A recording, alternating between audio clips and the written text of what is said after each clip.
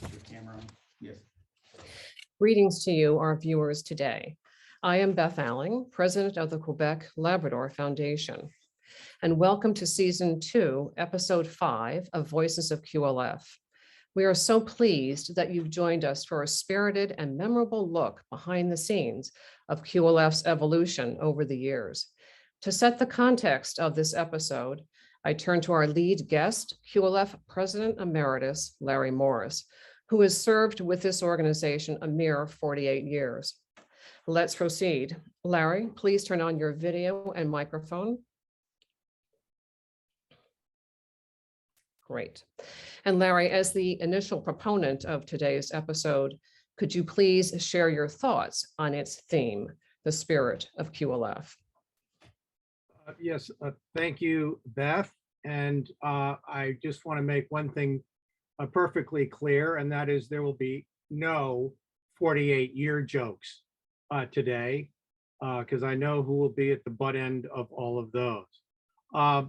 A great turnout today, at least that's what Bill Steelman tells me, and many familiar faces that I can't see, but I know you're out there. So let's have some fun today. And address a very important, at least in my mind, a very important topic, maybe the most important, as I've addressed it over how long, 48 years? One bit of housekeeping. Kevin, could you put up the first image, please? Not that one.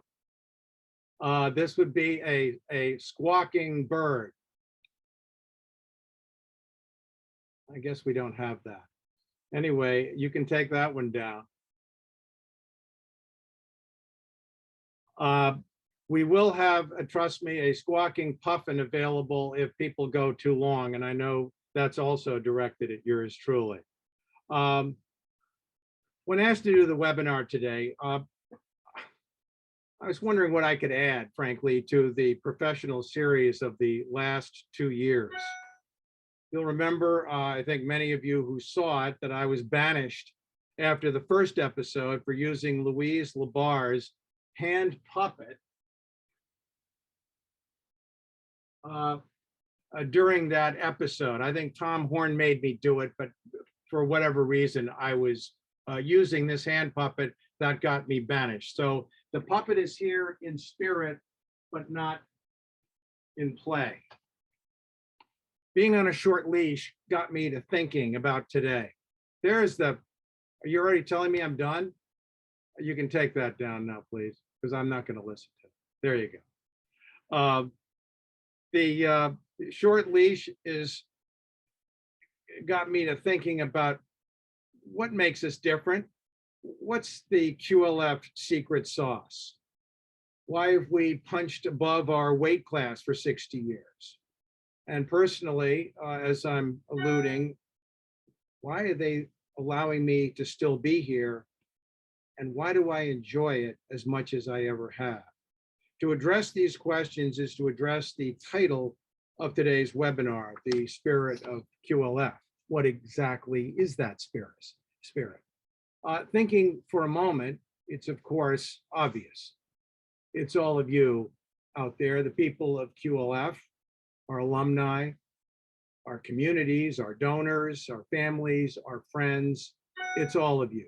You are QLF's secret sauce. To get to today's subject, we take on the format of an old-fashioned Newfoundland kitchen party. We thought that would kind of be fun, so we have a lot of panelists today that will lend a hand. Through it, we'll have a conversation about QLF and what makes us different. Knowing the panelists, I suspect we'll have some fun. Yep, we will have that, and tell a few stories and spin a few tall tales. The bottle of Screech is to represent the importance, quite seriously, of storytelling, certainly to the history of QLF, and I think to the history of all of the regions we serve, not just our home region, but especially there too. Also to remind us not to take ourselves too seriously. So let's begin by setting the mood through a brief video clip done by two of the panelists we have with us today, it was done 20 years ago. Kevin.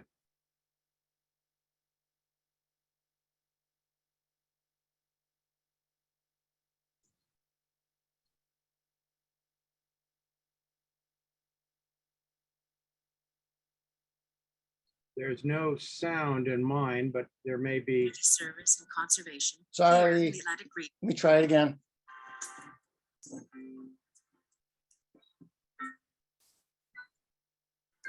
My name is Heather Walter, and I'd like to tell you about a remarkable organization that I've had the privilege of knowing for more than 20 years.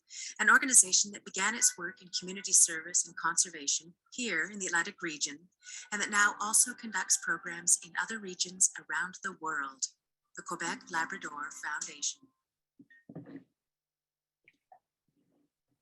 Still as good as 20 years ago. And Heather, thank you for that. May I now ask that the panelists reveal themselves by turning on their video and their audio. Come join me. Now some of you out there are going to notice that there are some friends of yours that have made the fatal mistake of joining me today, but we've already had some fun behind the scenes. Heather Walter and Patrick McCloskey, could you kind of nod for those that don't know you? Yeah, that's terrific. These are our video stars. And for Gordon Slade, who's out there, I want you for extra credit to, if you can, identify the background that Patrick used for that shoot of Heather 20 years ago. Next, Greig Cranna. You got to say something. Yeah, there you go. Veteran of many QLF road trips. Gosh, he looks like he's fun to travel with, doesn't he? Official keeper of the secrets. Katie Bootsma. We share a high school alma mater, my biographer who knows how to weave a tall tale. Kiragu Mwangi, where are you? There you are. One of our global alumni leaders who ran a marvelous webinar of his own on Tuesday for the ILCN on African conservation, kept in line by the terrific Esther. Jenny Macaulay, yeah, there you go. We share a university, mother of four. Just take a look at her backdrop but is that the refrigerator? No, it's not a refrigerator. And you better be careful because your own mom is watching today. Jock Conyngham. There you go. Now a Montanan, doesn't he look like one? Went to all the wrong schools, but somehow has managed to carve an outstanding career in conservation. Now, Elizabeth Kundal isn't with us. She may join. She's going to try from Costa Rica, but so I'll let that go until she joins us. The same with Delphine Slotin. I don't see her on there. She is going to join as she is able later on. So finally, and very importantly, our New Zealander, Leslie Van Gelder. Everybody knows you, but could you just nod, raise your finger? There you go. Our esteemed moderator, 5 summers as a volunteer and intern, one of the authors of a seminal long-range planning document in 2006 and consultant to several QLF board chairs since. Leslie, the kitchen party is now yours, and I get through without a puff. It is lovely to see everybody today. Larry's been eagerly waiting for the sun to come up behind me and so that he can see the mountains because we've started this on an early morning here in New Zealand. And it's really exciting to be here with everybody. Also because when we were talking about the spirit of QLF, I was sort of laughing that it wasn't going to be the ghosts of Christmas past, but in a way it is, because QLF keeps all of the photos of you from every era of your life, I think. So I kind of like this because my family never does this, but my QLF family does.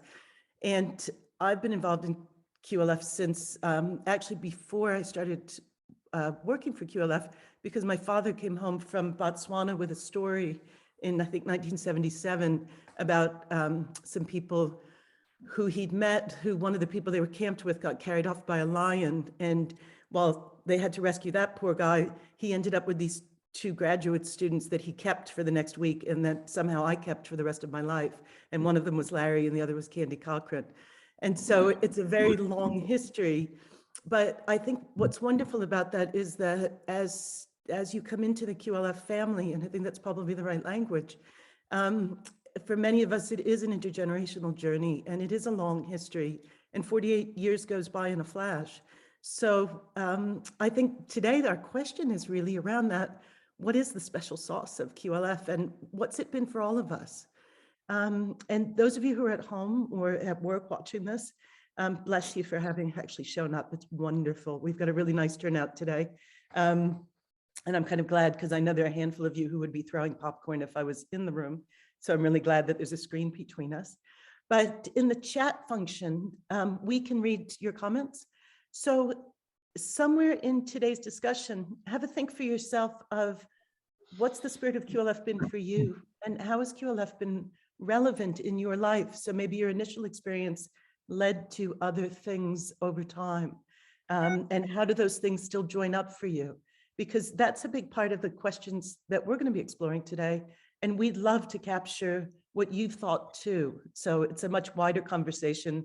Our Newfoundland, or I'm going to say our New Zealand kitchen today, is going to be a bit wider and hopefully include all of you in it as well.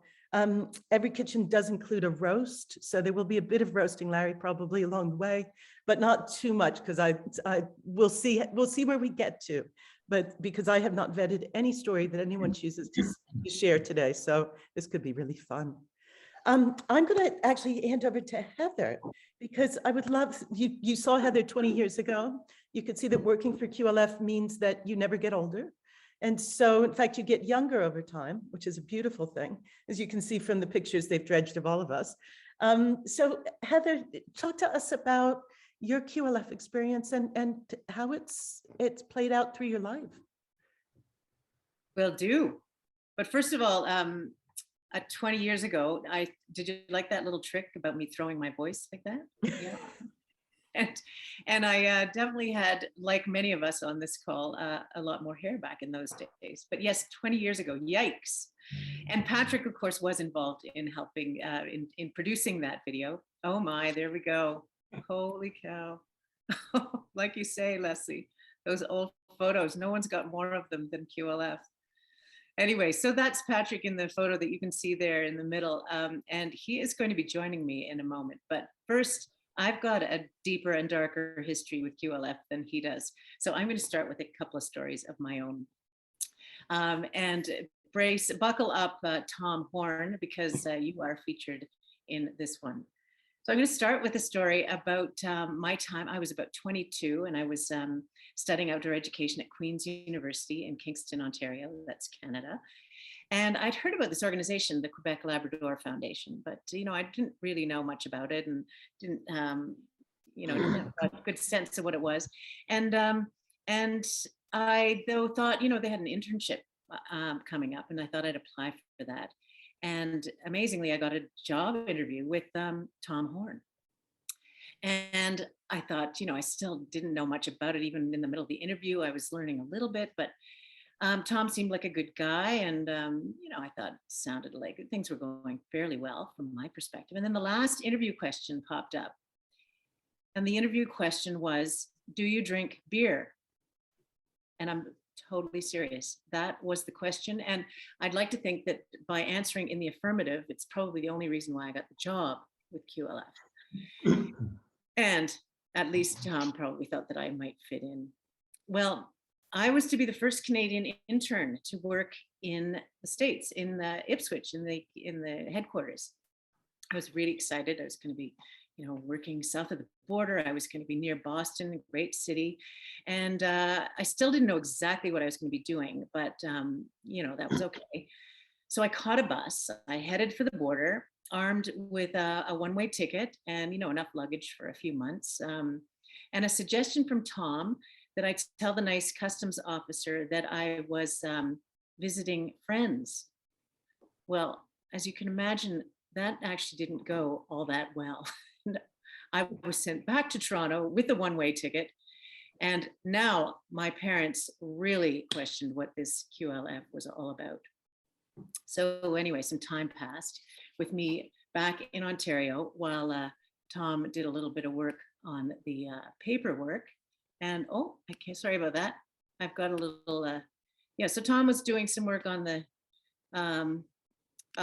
paperwork. I was back in Ontario, but then I finally did make it to the States.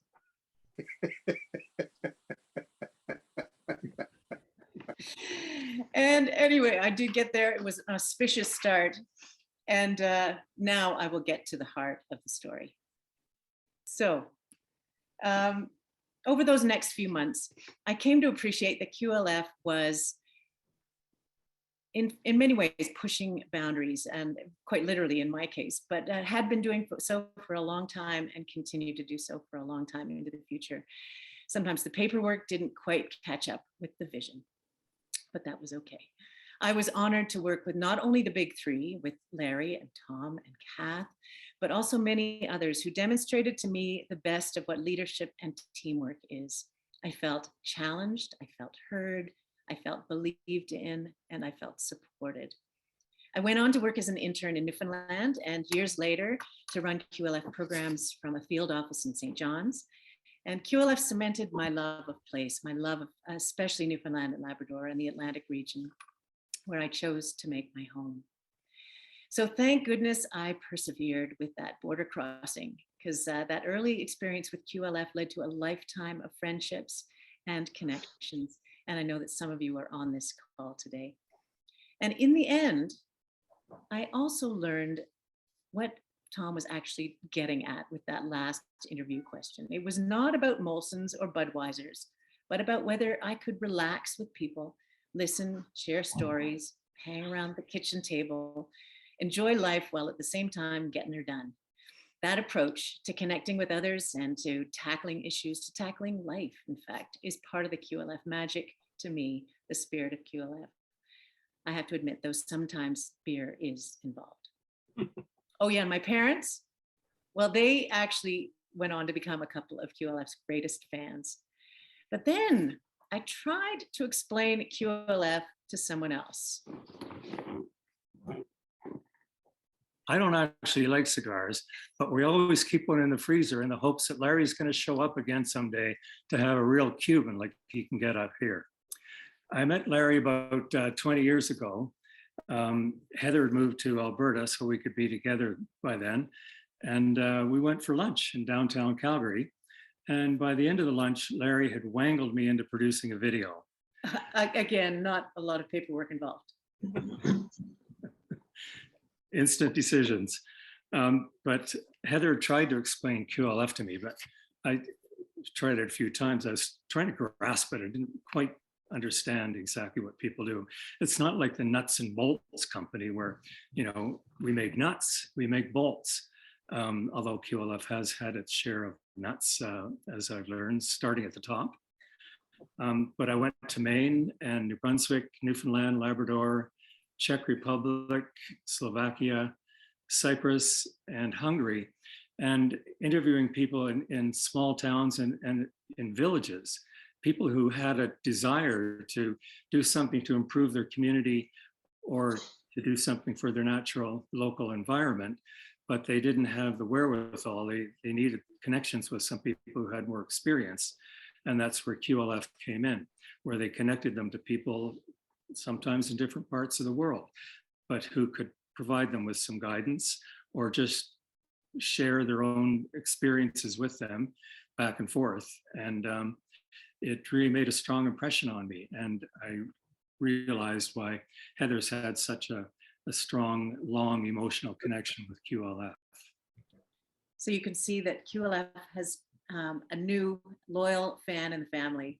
And like they say in Newfoundland about Bologna, well, Bologna in a frying pan, we are well stuck on with you, QLF. So thanks, and back to you, Leslie. That's beautiful. Thank you both. And actually, a lot of the themes that you two are talking about are very strong recurring QLF themes. I was reflecting while you were talking about that piece of QLF's mission about one person at a time, and how each of our stories really are that one person at a time relationship, but also about crossing borders, and how much QLF work is about crossing borders, whether that's borders of ideology or borders, political borders, The only 2 times I've ever been interrogated have been on the Canadian border, actually coming to work in Newfoundland and coming home from Newfoundland, where we got busted on the border for something or other. Actually, now that I mention it, I have a irrational fear of the Canadian border as a result, but it is kind of an interesting thing of that moving between spaces and places, but the QLF's one person at a time approach is something in this magic that we're talking about. I'm going to turn to somebody who has been looking at QLF one person at a time for a very long time, although you wouldn't know it from his youthful appearance. But Greig Cranna has been involved really since the late 70s, I think. It's 1979. Is that about right? 78. So, you know, the very early years, and many of you in the audience may not know Greig's face, but you know Greig's work, because Greig's photographs have really chronicled QLF all the way through.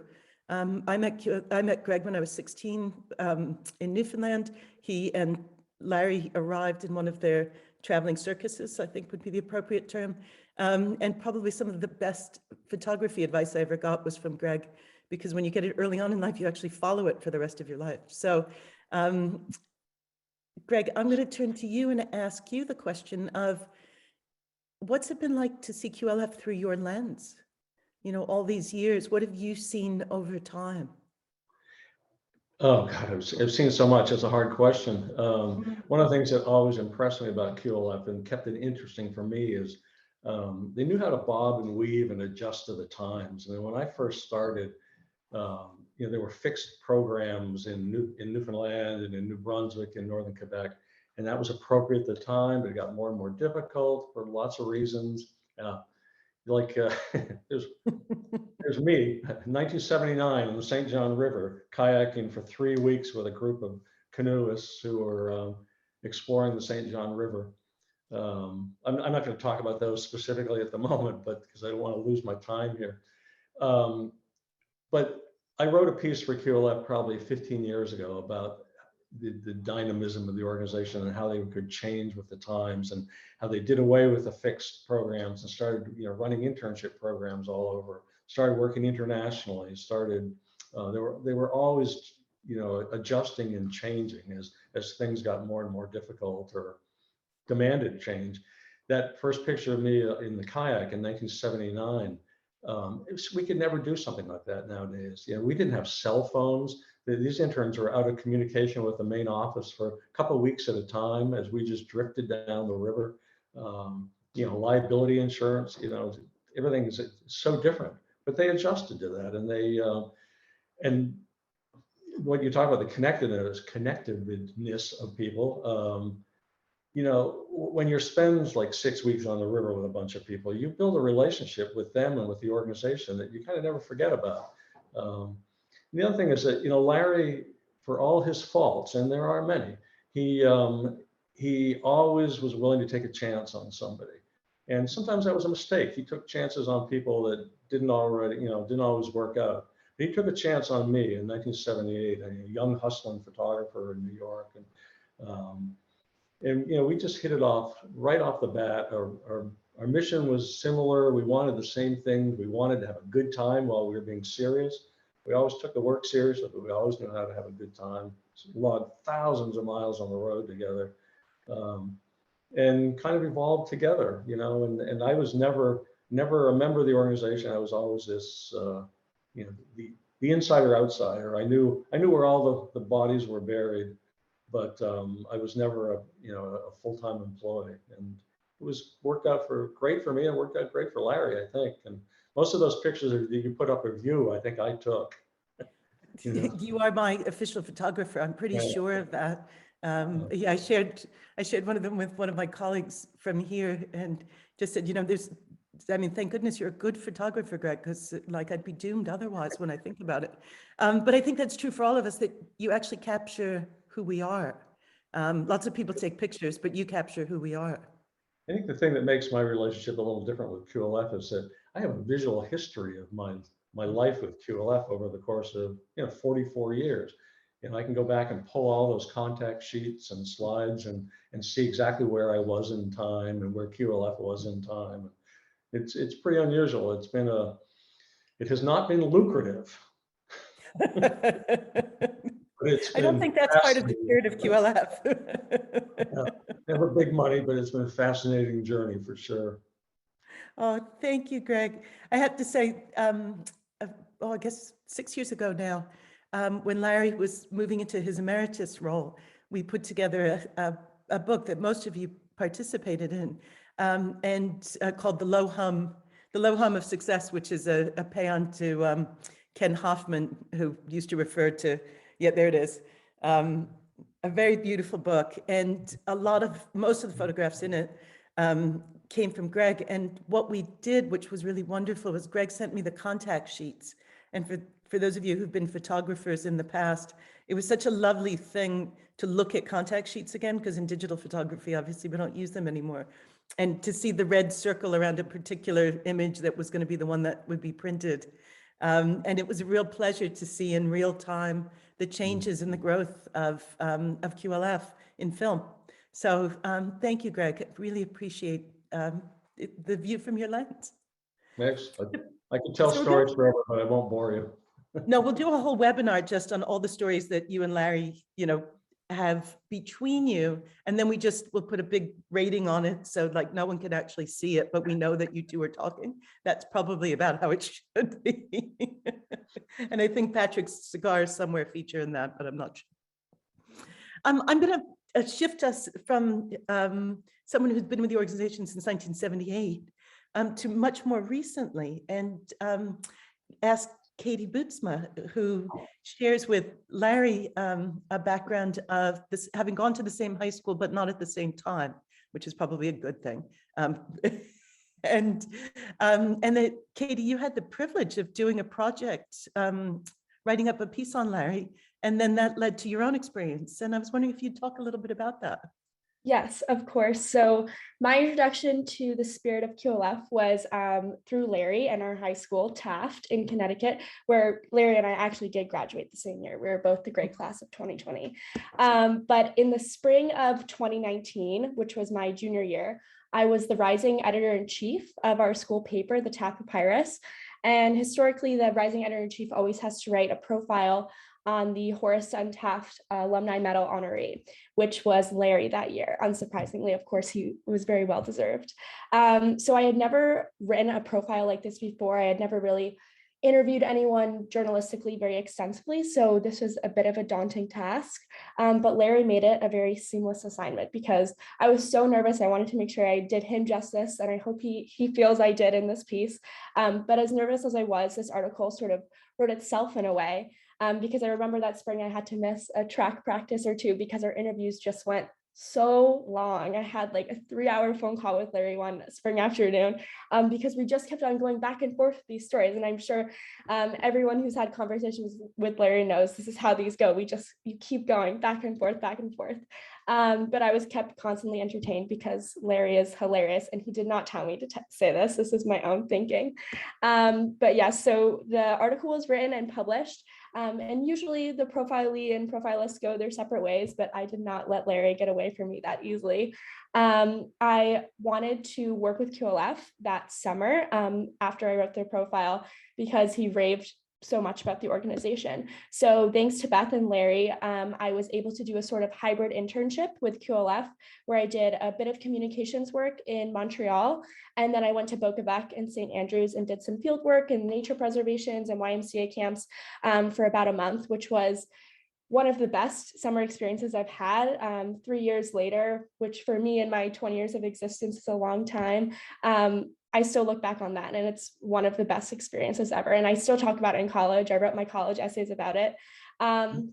So yeah, since it's been almost 3 years, nonetheless, I'm still here, I'm still around. And I think that's because of what Larry has described as QLF's strongest muscle, which is definitely the alumni network and the relationships that keep us all around. That's why we're all here today, so. Oh, thank you. I mean, I think it's amazing you survived an interview with Larry and came back personally. Having done a couple of those, I think everybody at some point or another has had that wonderful experience of, I mean, in truth, the contagious nature of enthusiasm for QLF, and that there's something that if it resonates it seems to stay resonating and allows for those possibilities. I mean, just the idea that Larry and Beth both created an internship that would suit you, I think is very true to QLF's way of doing things, which is that there isn't always a set way of doing something. There's a, let's figure it out because this person makes sense to be a part of this thing that is emerging, whatever that thing is. I wonder, Beth and Larry, if you would comment just for a little bit about that as to how some of the internship and opportunities have emerged. Can you two chime in on that? Larry, go ahead. You founded the internship program. Larry, you're on mute, which is a wonderful thing, but can you unmute? Somebody has to be the drag, right? Beth, thank you. I was going to defer to you as what I just described as my boss in by lifting them. The interns, I came to QLF with a very distinct idea about how to carry on programming. And I had written about interns in my master's thesis in graduate school, and then followed that with some work on the then Living Rivers program and QLF in a doctoral piece of work. Now, did I talk about interns when I got to QLF? No, I talked about something totally off the radar. It was Tom, certainly, and Kath Blanchard, who turned to me and said, "You're an idiot. You did your graduate work on interns and how to use students as an effective workforce for many, many reasons, and particularly as newcomers to community, as people, as young people from away, no better ambassadors."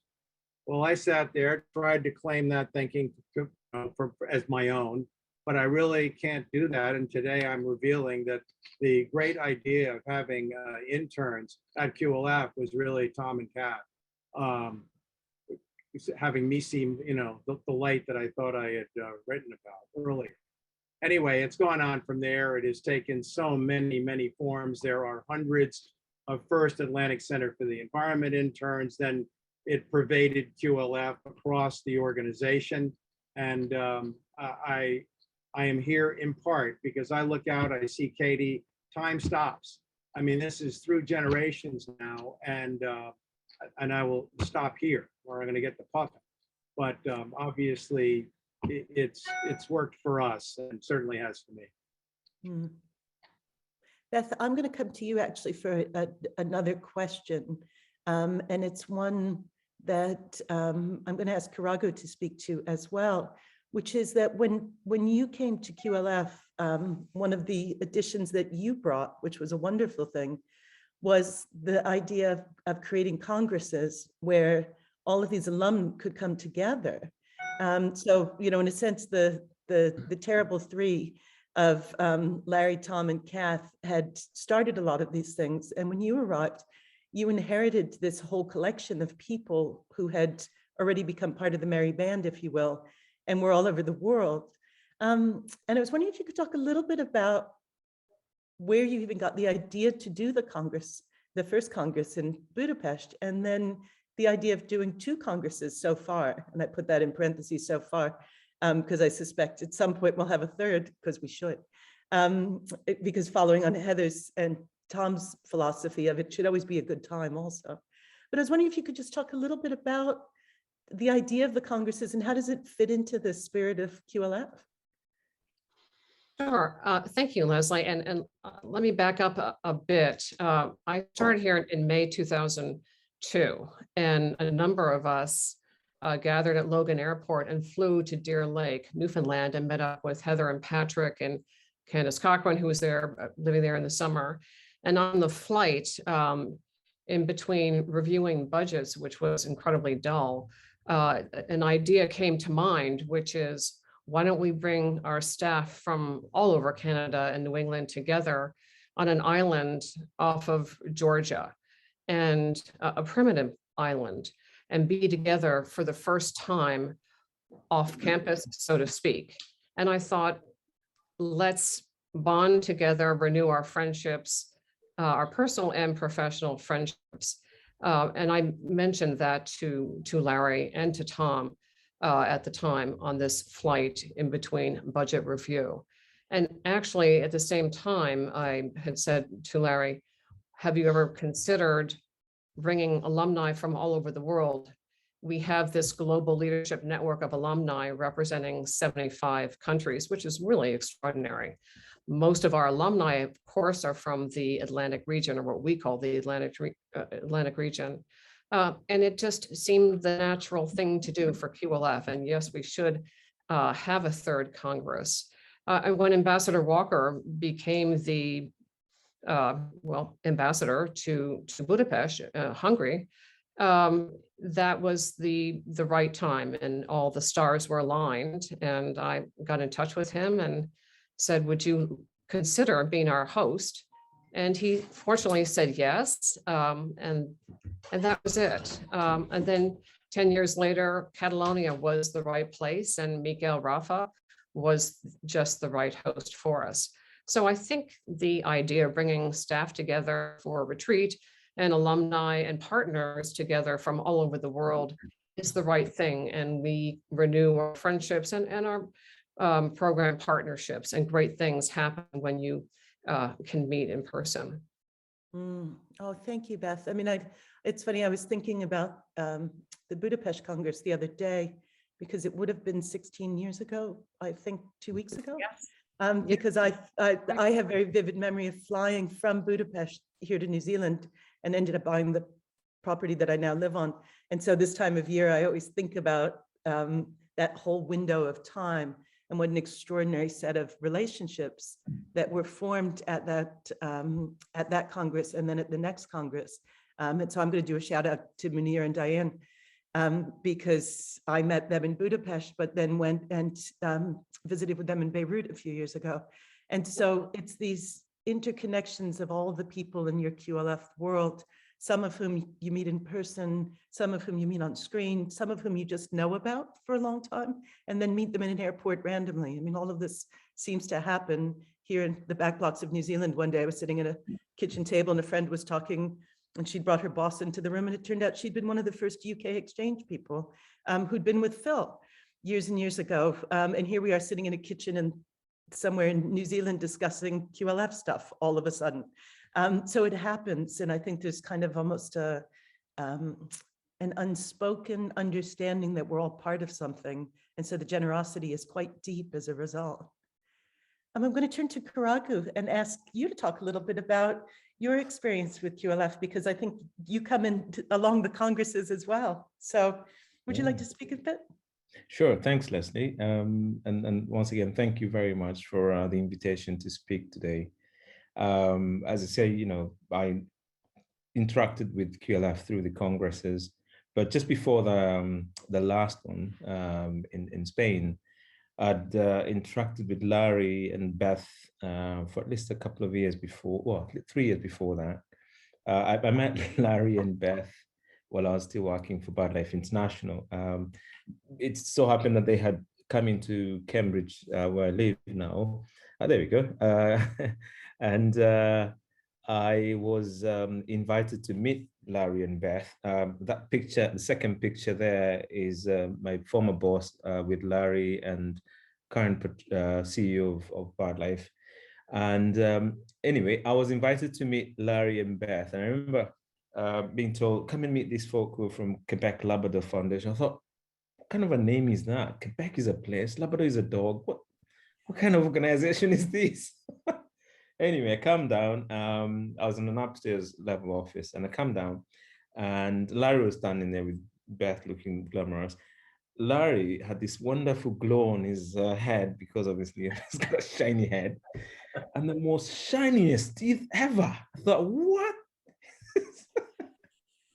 Anyway, blinding me with his teeth. Anyhow, it was lovely to meet them, and that was in April. And then in June, BirdLife was having its Congress in Ottawa, and Beth and Larry came in to visit with us, and I was assigned to be their official designated chaperone for that Congress. So we had not a good an easy time. job. Yeah, guiding Larry through a Congress. So anyway, we had a good time. We were also hosted, I think Beth and obviously Larry organized for a dinner to have as many of the alumni in the area in that Congress, because there's a scattering of QLF alumni within the BirdLife Network. Some work with partners, some work with the Secretariat. We had a nice dinner in Ottawa, which was a nice, connection with just a realization, a community within a community, which was great. And subsequent to that, I had a chance to come and visit the team, QLF team in 2014. And Beth kindly hosted me for a couple of nights where I met a wonderful husband and son. And we still, up to this day, reminisce on wonderful Ugandan music that he collected over the years when he was living in Uganda.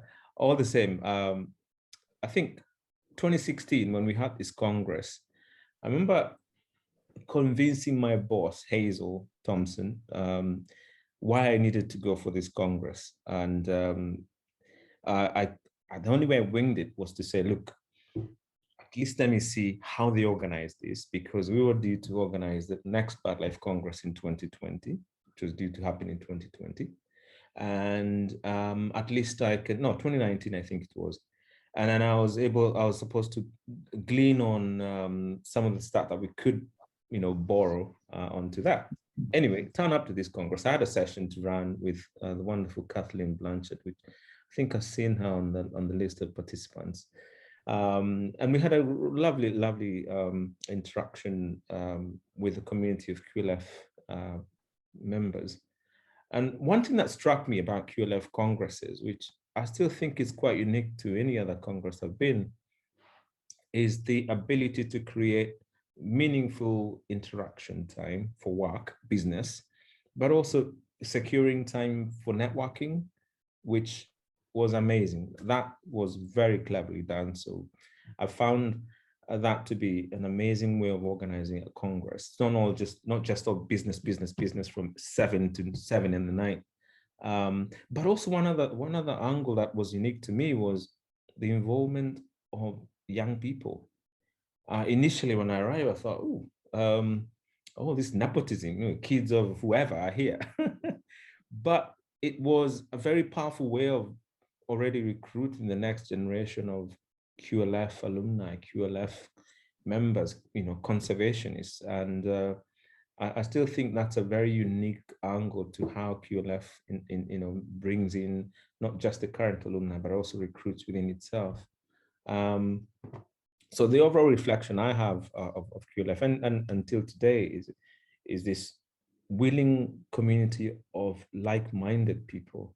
Remember the one wonderful phrase that Phil Huffman once used when we met in 2016 about finding kindred spirits. And to me, QLF is all about the kindred spirits within us who could have stayed there another 10 years without seeing most of you, but the moment I see people, it's like, hey, how you doing? It's very easy to connect with people. So that's one of the things I enjoy about QLF, and I shall continue to. And thank you very much for kind of pulling me into it. And yeah, I'm now hooked. I think that kindred spirits piece is so powerful, and you're absolutely right. And Phil, thank you, because I know you're listening. There is something so deep in that. And I remember being at arriving at the airport in Budapest, and Trish Nash was there, who I had not seen since I had worked in Labrador in 1989. And this was 2006. And she came flying across the airport. And I mean, we hadn't seen each other in a long time, and the biggest hug in the world. And I just thought, isn't that amazing? That this happens, and that we can all just pick up exactly as we were the last time we saw each other, because it's all always happening together. In a sense, we're somehow all connected. And I will give a lot of credit to that, to what happens with Larry and with Beth, who answer every email, who care when we send them our Christmas cards, who know all of our gossip, and who've been that connecting point all the way through. I think Stephen Engel had a wonderful comment when Beth was first piloting the idea of the Global Leadership Network as an online tool. And he did a presentation and he said, it's kind of like Larry 2.0, where instead of it just all going through Larry, we might all come through ourselves and connect, because we've been doing that. But I think it's that personal touch. I think lots of people for years were recipients of a letter annually that had Larry scrawl on the bottom of it with some really personal thing. So you wrote back. And I think that ties that notion of kindred and kin together. I mean, the word kindness also comes from kin. It's a very powerful thing. And so I think we are kin to each other. And a lot of us are doing the kind of work that's akin to each other's work in different places in the world.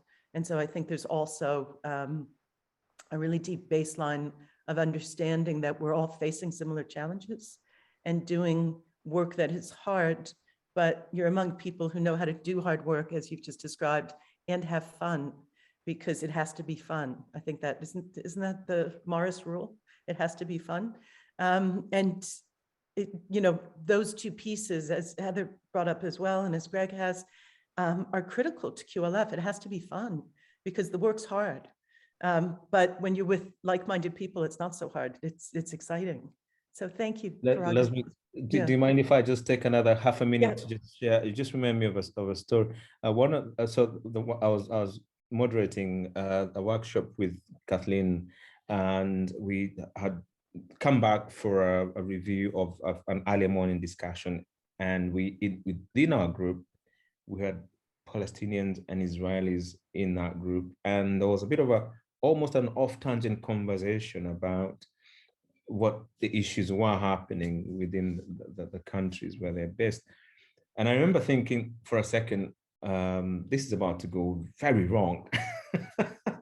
But to their credit, to the participants' credit, it was kind of a heightened moment that wasn't cooled off, and people just kind of refocused. And you could see, despite the challenging political situations that people live with, the underlying denominator of conservation spirit, keeps us going and keeps us knitted together, regardless of that. So I just want to mention that, because that for me was a very unique observation that I took away from that.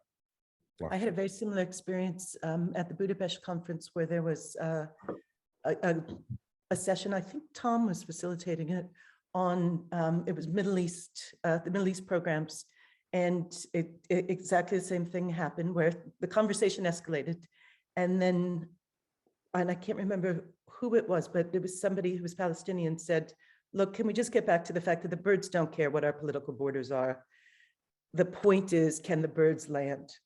And it was just such a stunningly beautiful moment of, it really doesn't make a difference to the birds. Let's sort ourselves out as human beings, shall we? And everybody in the room just de-escalated back to, oh yeah, we're talking about the birds. But it's only in these sorts of gatherings that QLF has been able to create, where you're person to person talking about these issues, that the possibility of reframing ourselves happens. So I certainly appreciate that, and I value that as well. And that I think we do let things, we allow, one of the Israeli participants had made a comment to me in something I was facilitating. She said, I really love that you let us actually have our emotions. I said, what do you mean? She said, well, American facilitators don't usually let us have our emotions because they get scared of us, but you didn't mind. And I thought, oh, it's true. And it was such an interesting statement, to that. I'm going to turn us, do you want to say something? No, Leslie, I'd love to keep this going, but I know we're short on time. Yep. And I'm aware. Yep. Okay, good. Don't worry, don't squawk the puffin at me. I'm good. Because I want to take us to the next point, which Kiragu raised, which is around intergenerationality and the power of intergenerationality in QLF. And that's why I'm going to turn over to Jenny in the hope that you might talk a little bit about that. Thank you, Leslie. It's actually so hard to come this late in the call because everybody's stories have sparked all of these other ideas and things in me. So, and I've got to recollect all of my thoughts. And just before I get into that intergenerational or legacy experience with QLF, which you shared at the beginning too, Leslie, thinking about the spirit, of course, I came into this thinking about the power of connection and how QLF instills such a value for relationships, whether that's between people and place and the resources of a place, or it's between people and people. But they also convene, whether it's in this setting today or Congress, but really creating power, like amplification power, amplifying connection by convening. And the other thing that struck me during this call, the other maybe secret ingredient, is there's such an entrepreneurial spirit. Oh geez. There's an entrepreneurial spirit that means like that people in leadership of QLF scan for opportunities and are flexible enough to be able to explore them and want to explore them when they arise, even if they weren't necessarily in the plan. So whether that is creating unique internship opportunities for the particular person and their interests, like Katie and myself, even when I did my internship, or it's, an idea passed between budget meetings on something like a Congress, that entrepreneurial, opportunistic willingness. And those, I think, are all things that have influenced me. But back to your first question, my mother first met Tom Horn at one of those turn to the person on your left type of icebreaker exercises at a conference in Ottawa in the late 1970s. And they stayed in touch after that. And in subsequent years, she and my dad hosted this guy, Tom, and his pal, Larry, when they came to recruit for internship programs in Toronto. And I'm pretty sure my dad was somewhat skeptical at first, as you can imagine, to have a Tom and Larry duo show up. But with this panel coming up, my mom and I were reflecting on the role that QLF has actually played in both of our lives. And her career has since evolved into heritage and interpretive planning with most projects all across the Maritimes. And she encounters QLF everywhere she goes. That lasting impact that QLF has had on community and on place. But that's how that connection started. I don't think that I actually was aware of that before my own connection evolved. I was a junior at Princeton, and I learned about this class of 1969 internship opportunity, and must have shared it with my family, and my mom and dad go, "Hey, we know these guys that you should connect with." And that evolved into my summer internship experience that was also developed to help me pursue my senior thesis topic, which was about QLF. And my one and only Highland cattle babysitting / house sitting stint. And one thesis later, when I think about the 20 years since, QLF is definitely in my bones. Professionally now, I build people strategies that support community and public health and underserved populations in a large academic health system in New Hampshire and Vermont. So it's not necessarily conservation and sustainability in the way that it's framed in QLF's work. But one of those things happens to be that I also developed an internship program. And part of the purpose of the internship program is creating experiences to spark passion in the next generation of people who will participate in change. Personally, my QLF work led me to doing a post undergrad internship in Nepal, doing community and sustainability work, where I met my husband on a blind date to a Marine Corps ball.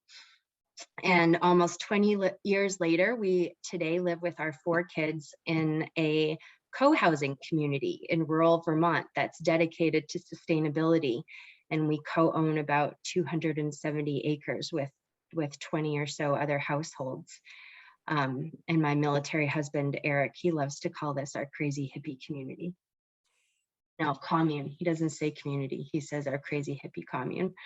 But it's funny because I remember Larry saying to me during my internship summer that he was so excited to have bought his and Tina's Witch Hollow property because it gave him the chance to personally do the conservation work that he had gone into this field to do, and to be that much closer to land conservation.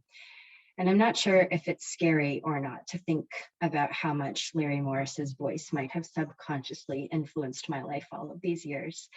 And today we don't have Cape Breton Highland cattle, but we do have a working farm here with 60 Jersey and Holstein cows. And the last connection just on intergeneration, my mom was recently here, and my son Duncan, who is just turned 5, wanted to read his favorite book with her, which is called Borrowed Black, and it's a Labrador folktale. And she shared with me that the first copy of Borrowed Black that she received actually came from Tom Horn about 40 years ago. So I guess all roads really do lead back to QLF for me. And this has been such a wonderful opportunity to reconnect with that part of my life and my passions for sustainability and conservation work. And I'm just so grateful to have been invited and to hear everyone's stories today. Oh, thank you, Jenny. Gosh, that's wonderful. I have to say, you and I must share Borrowed Black in common, because over the Christmas holidays, I read it to my grandson. So, and realized I had a signed copy from Labrador. So isn't that interesting? You raised, I'm just going to say for our viewers, we're going to go a little bit longer than we normally do, just because we've still got some people that we want to talk to. So if you need to disappear, we certainly understand, but we'll probably go another 10 minutes or so, because I think it's too good. I mean, you can't get a kitchen party and end the kitchen party early. So we're just going to keep talking a little bit longer, because I still want to hear from Jock. And I imagine Larry always has to have the last word, so I can't steal that from him as well. But I just wanted to highlight 2 of the points that Jenny made. She made some wonderful ones. First of all, another survivor of Thelma and Louise, the Highland cows that were at Witch Hollow Farm. And for those of you who never met Larry's cows, I'm so sorry, because they really were probably the highlight of a good 20-year stretch of anyone who came to visit. And he proudly, has that on his credential. His one-line email, his one-line resume, of QLF, plus member of the American Scottish Highland Cow. Association. That's right. Yes. Scottish Highland Cow. Yeah, that's how I tried to introduce him to other people. Why bother telling them what he really does? But you raised 2 really powerful points, I think.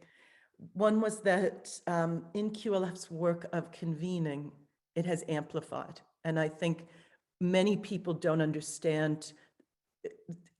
It's almost as if the world is just starting to figure out that convening is a really popular and powerful thing, but that what QLF was doing and is doing through convening is amplifying those relationships and amplifying connection, which is the next stage. I do a lot of work in climate change stuff with my regional council and my local council, and have been trying to teach them through the QLF model of what it means to be the group that builds the relationships in a region. And that notion of that amplification, and also the point that you raised of the entrepreneurial nature of QLF is part of its spirit and always has been. And it's a complex concept, sometimes to board members, very challenging, sometimes to donors, a little bit confusing, but in reality, it is what has kept QLF nimble for 60 years. And that capacity to adjust that Greig raised so beautifully. And Phil Huffman and I were talking about it that not long ago, that the idea that QLF always captures the zeitgeist of what is happening in the environmental needs of the time, in part because of that entrepreneurial capacity to shift gears and see the opportunities and go for them, whether or not everybody's come along behind you or not, or finding the funding for a Congress, because we're going to do it. And that nature is very different than the traditional conservation community, which is often quite conservative because it's funders and it's, we need to spend that money in this appropriate way, and which is true, but QLF tends to go for it and figure it out as they're doing it, which is a very unique thing. And I think that's part of the kindredness of all of us, is that most of the time we're all willing to go with and figure it out, which also creates a very different spirit than some other organizations have. I'm going to turn to Jock as our last speaker. If you're happy, are you on? There you go. I am on. And Jock, do you want to talk about your experience with QLF? Because it too is quite a long-lasting one. Sure, but I'm constitutionally unable to talk about QLF without berating Larry a little bit. And yeah, no, go right ahead. That's what we're here for. Kiragu's haunting image of Larry's messianic glow on that first meeting reminds me of a T-shirt I saw in Dar es Salaam, Kiragu, and I have to explain to the rest of you that kipara means, it's a Swahili word for severely eroding hairline. And the T-shirt said, "This isn't a kipara, it's a solar power, it's a solar panel for a love machine." And I'll see if I can locate that T-shirt for Larry in the future.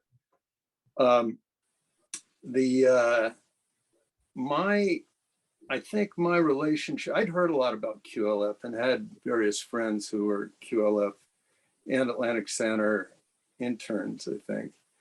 And I wound up applying, I think in 1979. I thought Larry and I had a very nice interview. There was sort of a strange amount of time spent on the sports teams at Taft and Princeton.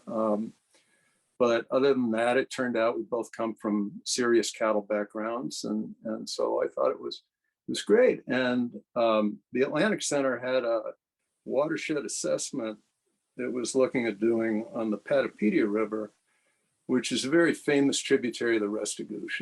It's known as the tributary where the largest salmon of the whole watershed are born, and that they are raised to a couple years of age and before they run out to the ocean and then return to.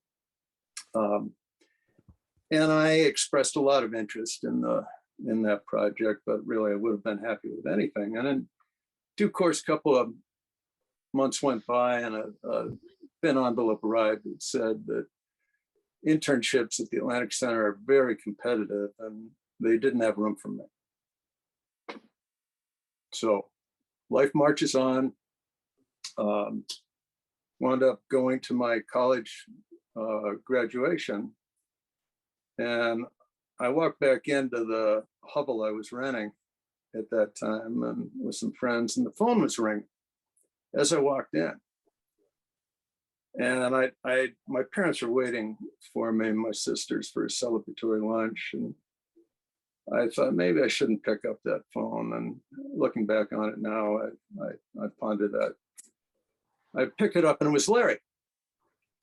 And there were about 20 minutes of hail fellow, well met, and congratulations. And have we talked about the football prospects for Princeton that year, which were dim as I recall. And Jenny, my apologies to you, but I didn't even know Princeton had sports teams. I just thought you sat at the dinner clubs and expressed mutual admiration. But Larry said, "Listen, Jock, we had you in consideration in the running to lead the Patapedia group. And frankly, there was another guy who was far more highly qualified than you, blew you right out of the water." And I remember looking out the window, holding the phone, looking out the window, thinking, Larry really is a very unique fellow. And why am I on the phone with this guy? And he said, well, he's just gotten a fellowship offer for a postdoc, and we'd like you to lead that team. And I said, Larry, that's very nice, but I've taken another job on Cape Breton Island, and I feel terrible leaving him in the lurch at this late date. And I heard Larry draw a breath, and then there was one of those Morrisonian tsunamis of verbiage that you all have probably experienced. 20 minutes on how I needed to rethink this, and really my calling was on the Patapedia and in the Maritimes, and being aware that my parents were waiting for me, and that I would catch hell, I wound up, to my surprise, agreeing to take the job if I could find a replacement. And I hung up thinking, what the hell just happened? That guy's like a Svengali. And I have that reaction almost every time we talk, even now. You know, I think that's Larry's effect on people. It was a great summer. It was a neat project in a lot of ways. It was the Patapedia is on the border of Quebec and New Brunswick, and we were reporting to both research agencies from both provinces and working between them. And there was a lot of poaching going on of moose and of salmon, and so there was some gravity to it. And it was a real learning experience. It wasn't what Larry had described as a summer of salmon fishing with short breaks for a little work, or to kill blackflies and those salmons. And now I'm going to step away from Larry and go to some of that intergenerationality that Jenny and Leslie brought up.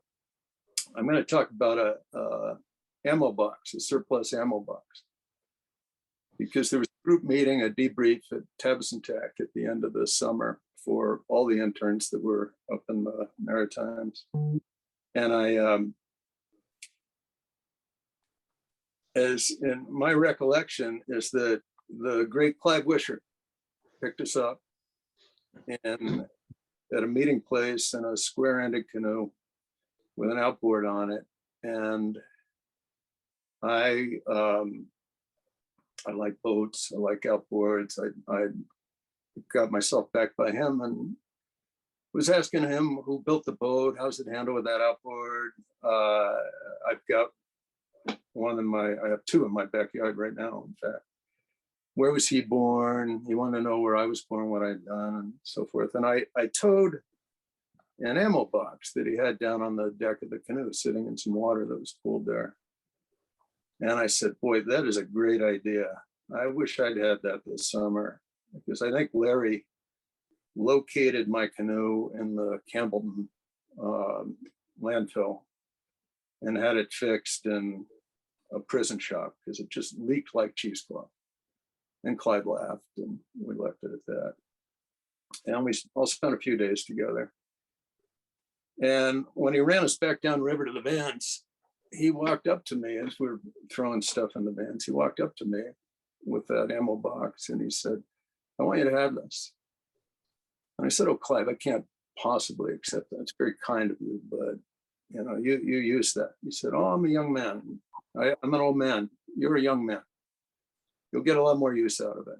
I said, Clive, that's so kind of you, but I'll be back in the US in a few days and I can buy myself one. And he said, I want you to have this one. I know you'll do good things with it. And I said, Clive, and he just put his hand on my chest. And even at that callow age, I knew that refusing sincere generosity is its own form of gracelessness. And I thanked him, I took it. And I wound up spending much of the next 42 years until now in watershed assessment and river restoration. And that ammo box has been in and out of many boats, and it's in my pickup when it's not in a boat. I've sent pictures of that box to Clive from all over the world until he passed away. I would guess 5,000 sandwiches have passed through that ammo box, and kept binoculars and shotgun shells and tools to fix the outboard, what Clive had used it for. And I am now 65 and I'm not slowing down. I'm still out probably 100, 150 days a year, and that box is usually with me. But at my age, I'm starting to think about, who do I give it to? And how can I possibly give it with what it had been full of when Clive gave it to me, that generosity, that encouragement, that warmth, just because I was a member of his tribe, the QLF Atlantic Center tribe. I'll leave it at that. Oh, that's beautiful, Jock. You know, I suspect everybody on this screen has an experience similar. I think it goes to what Jenny was talking about before in terms of relationships, that it's not just the relationships among all of us, it's also the relationships to place that's so powerful. And so, you know, some of the small pieces that were given to me by Bessie Flynn, who is the Labrador equivalent of Clive, you know, I invoke or I think of so often because of that continuity of generosity. And I think, you know, as we are all, I mean, I think each of us ends up in these different roles in life, and that QLF is, because of its intergenerational nature, we end up being mentored through the next phase and the next phase, in a sense, which is quite a remarkable thing, to find yourself as the elder now with the great responsibility of the ammo box in a way. And what the symbolism of that means, you know, and I think there are very few places in life where we get to observe and learn from that all the way through. And I think that is one of, I mean, for somebody perhaps like me or Katie or Jenny and Heather, who came into QLF really young. I mean, I was 16 my first summer, and I think I wouldn't know what my life would look like without QLF. I mean, too many of the seminal moments of my life had probably taken place along these lines. But that notion, what you were talking about, Jenny, there's probably a Larry in the back of your head going, yeah, it's all right, you know, go do that. Or you're doing the same role that was once done for you in this group and in this culture. And I think that's very powerful because we talk about that and share and honor those stories. So thank you. I think that was a perfect last story for us, actually, and kind of thinking about that long span of time and what we're all carrying in those ammo boxes that we're passing on to the next and the next. Speaking of, Beth, you're back. I gathered that the internet in Ipswich has been intermittent. There's been a power outage in this whole area. Oh, Last time Comcast was doing some repair work, and they're probably doing that right now. So I'm so sorry. We're looking that's for okay. Larry. He's escaped. Probably talk to Comcast. He's probably out there with a squawking puffin, if I had to guess, or convincing them that they should do an internship with QLF. That it's one or the other, probably. Right. Right. Beth, do you want to wrap us up now that you're back? Sure. This has been so wonderful, and I've enjoyed all of these stories and the exchange, and look forward to another one. And I want to thank our panelists for joining with us today from the UK and the East and West Coast of Canada and the US and New Zealand, of course. And I'm especially grateful to you, Leslie, for serving as our moderator. Thank you so much. I'd like to acknowledge our webinar producer, Bill Steelman, and express my gratitude to you, Bill, for your inspiration. I think their power has potentially gone out again, but we'll see if Beth comes back. If she doesn't, Kevin, I can probably help wrap it up. I'll just give her another minute. I think what Beth was getting to was she was just going to acknowledge Bill Steelman's efforts in producing it. Hannah up in Montreal, who's the host. I was the one responsible for all the photographs and the bungling of the video in the beginning there, but Larry went off script and threw me off. So the story of all of our lives, I believe. Yes. We can all say that. Anyways, it's wonderful to see all you folks. Some of you I've known just by name only, others I've met, but thank you all for attending. And this is the final webinar for season 2, and we hope to start a new season in September. So thanks to all of you, and good luck. Thank you, Kevin. Bye, everybody. Thank you all. Bye. Bye-bye.